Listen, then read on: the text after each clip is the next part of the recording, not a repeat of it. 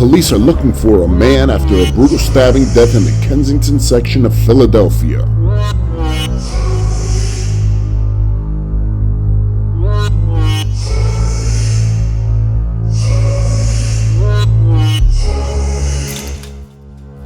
This morning, a man was stabbed to death in the aftermath of an argument in Philadelphia's Kensington section. The attack happened on the 2900 block of Kensington Avenue around 12:30 in the morning. Police say the victim, in his mid-30s, was stabbed several times. He died at the hospital. Officers did recover the knife, but they have not yet made any arrests.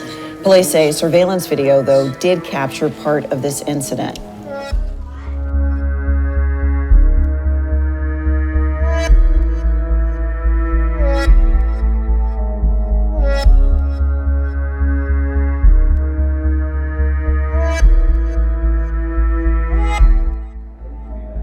Andrew Robertson, seen here with short blonde hair, was named the suspect by authorities.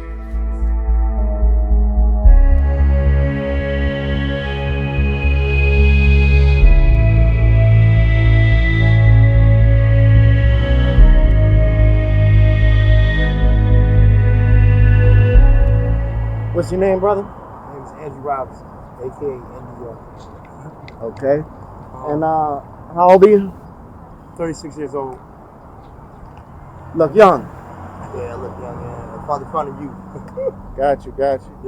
All right. And where were you born? North Philadelphia, born and raised. Okay. And what type of childhood you had? Yeah, I had a rough ass childhood, man. Grew up in two-parent home, one parent? One parent home. It was back and forth, man. With my pop and my mom.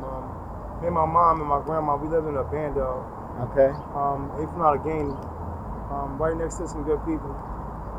Nola. That's all the name I remember. In April, she was my good friend. But you know, the house is disgusting, man. I remember that one time it was nice, you know, before everybody started smoking cocaine. Okay. Everybody started hitting the pipe and shit. I remember smelling it as a child.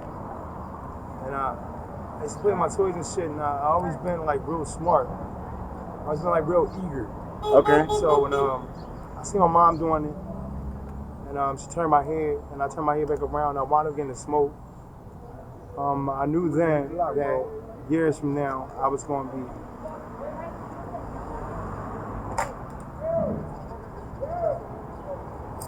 Go ahead, brother. I'm I sorry. knew that I was going to be like in trouble and shit. As years went on and shit, basically I was a fucker. You know, I was fucking up in school. I mean, all in first grade, second grade, third grade, fourth grade. You know, I'm from Philly, so the dirt bike shit, I love that shit. I always seen it. First thing I seen was I was on the pavement and we was all getting wet in the water plug. That's a Philly life. Water plug and shit. And we was laying on the pavement. I seen these fucking guys come running past us, and the cops were chasing them. And that was it. I'm like, fuck. And next thing I know, you know, the shit was like crazy because I started seeing everything. My eyes started bouncing. I started seeing the big cars. I started seeing the niggas with the chains and shit. I started seeing the fly gear and all that shit. The bitches. Excuse my language. I started seeing the women. And it just clicked. I'm like, damn, I want to be like that. Yeah. And but also I seen the police. You know what I'm saying? I seen what the police was doing to him. Yeah, the But other still, side of it. I still want to be like that though. And I wound up being like that after a while. And what's your favorite childhood memory? My favorite childhood memory was with my mom. We was at the zoo. And I threw the fucking bouncing ball in the street. Almost caused a whole fucking accident. I had a big ass lollipop. Where, right here in Philly? Yeah, right there on Girard Avenue. I threw a fucking ball in the street and then it caused an accident and shit. And I was in my stroller and shit. I looked at my mom. And I wanted to go the fuck back in there. So I wanted to see the gorillas and shit. Yeah. I wanted to go back in there. And after that, man, that was the only memory I had of me and my mom. A good memory of her being normal. Okay. At that time. Before like actually like pretty basic like fuck. Did you Did you graduate high school? I dropped out in 9th grade, man. Okay. No, I really had no fucking education at all, but I taught myself a whole fucking lot. Living on the streets of Philly, man, we gotta be adapters. Yeah, absolutely. And not only do we gotta be adapters, we gotta be survivors. Yeah. We gotta be soul survivors. And sometimes we get ourselves in the shit here, but we learn how to fix it. This is where we from, so we're not gonna run from the shit. Yeah. We gonna stay in the shit, you know what I mean? All the goofy shit that you see. And it's like now, I live my life, man. I used to get wedded. I used to get shared up. I lost my toothbrush.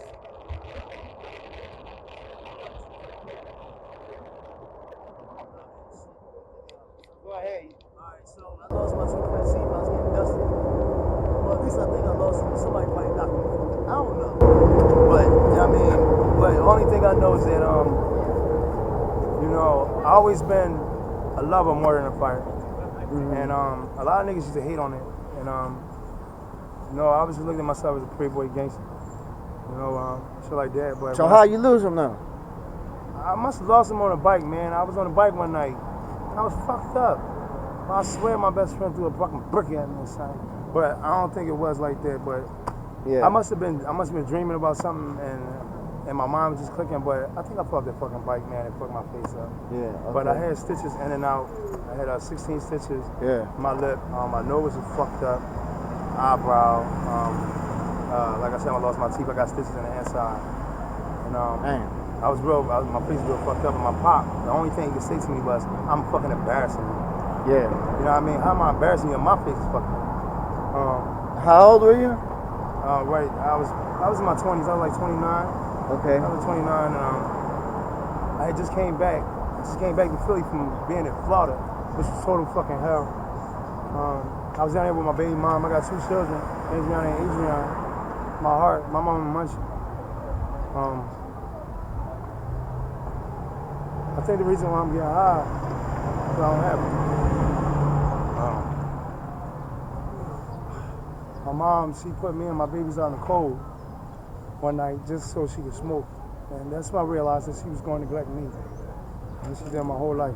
And, right now, I just don't consider my mom having no grandchildren. I think about my daughter and my son all the time. Every time I do the knee. When was the last time you seen him? It's been like 3 years, man. Oh wow. I don't know what my baby mom is. I don't know, but I always try to stay in a relationship, try to fill that void. And I noticed that being in a relationship and trying to fill that void, it wasn't filling the void of my children. Yeah. And once I started using the needle, it seemed like my pain went away. This painkiller, you know, they opiates for a reason. They call them painkillers for a reason. Yeah, and You know, they. I came to Kensington. I came to Kensington from being homeless downtown. I'm a master panhandler, man. I panhandle a lot of money. How much money would you make panhandling on a good day? Man, on a good day, I made 500, 15 minutes. Where? Downtown? Downtown, in front of McDonald's. I can remember the guy. He was a skinny dude. I mean, he looked like he was famous, like he was rich or something. But he gave me $500. At first I thought it was like $200 or $300. But that shit was like $10. But it was $5. How'd it make you feel? That shit made me feel awesome because I never got that much money from a person. And what did you do with it? I bullshitted with it, man. I got fucked up. I gave my brother a $100 bill that, you know what I mean, I called my brother, I gave him a $100 bill and he lost his shit. Yeah. And I bullshitted with the money. I didn't even give my children money. Yeah. And my mom always said this to me. She always said, you'll put yourself on the back burner and you won't think about anything else. And I hear that shit now and then I'm like, damn, and I really did fuck up by doing a lot of things, by coming here. Yeah. I started smoking crack cocaine, man, when I was in North Philly with my girlfriend, Patrice. What made you try that for the first time? With her? Yeah, me. I think she was already doing the shit. I mean, fingers is all hard and shit. I mean, you get shout outs and shit. Our fingers is all hard and shit, all skinny and shit. Yeah. So I'm like, damn, this bitch doing something other than. Yeah, and I noticed she liked the trick, so I'm like, damn, this. And then when I came down here, I noticed the fucking life was like, I'm like, this bitch been down here. And I met her baby father, and she had a daughter named Shayla. And I looked at her daughter like she was mine. And I came home one day from work. I work hard, man. Even though I got high and shit, I work hard. What type of work you do? I mean, I do construction. Okay. I was working fast food. Whatever it takes. Whatever it takes to make So that let me buck, ask man. you something. How was it dealing with a woman that tricked? It was rough. Cause I didn't know when I was making love to her that anybody else was. Yeah. Now, did she tell you that from the rip? Like when y'all first started talking? Nah, she ain't tell me none of that shit. So man. how'd you end up finding out? How I found out was little certain things I would leave sitting somewhere, and next thing you know, that shit'll be moved. So I know the huzzy was doing some shit. I ain't gonna say the B word. I know the huzzy was doing some shit. And it hurt my feelings because I was really in love with her. And at one time I thought she gave me some shit. And I was trying to get her pregnant and all that shit and couldn't do it. But she's a very pretty girl. And I was with her for a while. And she dealt with a lot of my shit. I dealt with a lot of hers. And but I wish her well. And I'm glad that she wound up coming down here with me and shit. And man, that girl's trouble. She's fucking trouble. I had to mace her ass to get her out of my motherfucking. Why? She's gonna fuck me up down in the basement. Oh, you was down in the basement? Yeah, because we was down in the basement. You know, that's where all the tricking going on at, down in the basement. Now, did you ever ask her any questions about her tricking? I was, but then What did she tell you? She showed me that she was tricking.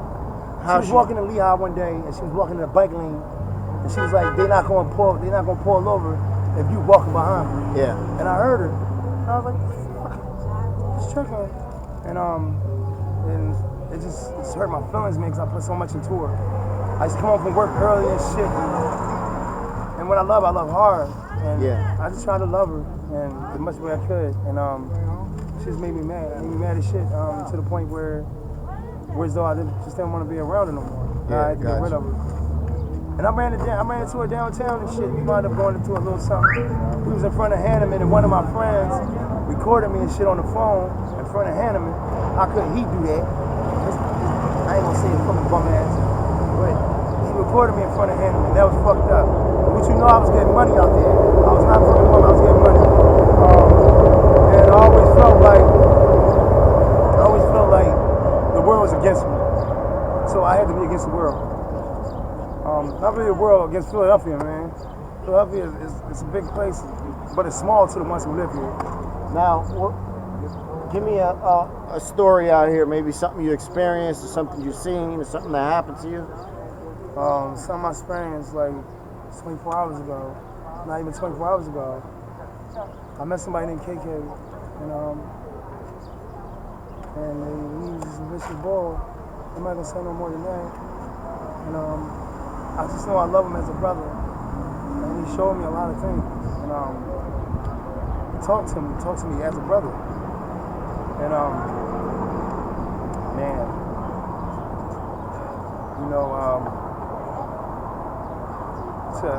it's not about him taking me under his wing or nothing. It was about him being my brother. And he was showing me like what life can do to you. And he went through a lot of pain, man. A lot of pain. He told me, about his nurse, his wife, about, his legs. I'm doing shot 5 times. And it scares me every day because I'm out here. Yeah. And I did some shit, and it's a result of my addiction. And I say to myself that, I wanna, I'm gonna make shit right though. I'm gonna make it right. Yeah. I'm a man at the end of the day, and I'm gonna make shit right with this because man, I ain't going no fucking where. I love Kensington. I'm gonna stop getting high too. I'm gonna be here, right here, man. Because like I said, I love Kensington, and I love the people that's here, and I gain family, you know, amongst all my fellow druggies, all my fellow users, I mean abusers, and we all be together. And what's up, John? You know, and I don't know, man. Time's being complete, and I don't know. I really feel like I shouldn't be. I shouldn't be doing this, but I look around, man, and I see girls that's missing every day. Yeah. And I see girls missing every day, man. And I look on the posters, I look on the polls, and I'm like, damn, man, it's Kensington like something else fast. It's fast and it's fucking crazy. And 1984, Hulk Hogan. See, I was born, man. Yeah, I mean, Hulkamania. It's my shit. Yeah. Macho Man, Randy Savage, my motherfucking nigga, too. Well, I thank you for sharing your story, brother. I hope things get better for you. I hope you're able to get sober and achieve the things you want to achieve in life, brother. Yeah, I hope so, man. And I appreciate you. I thank you. Yeah, I thank you, too.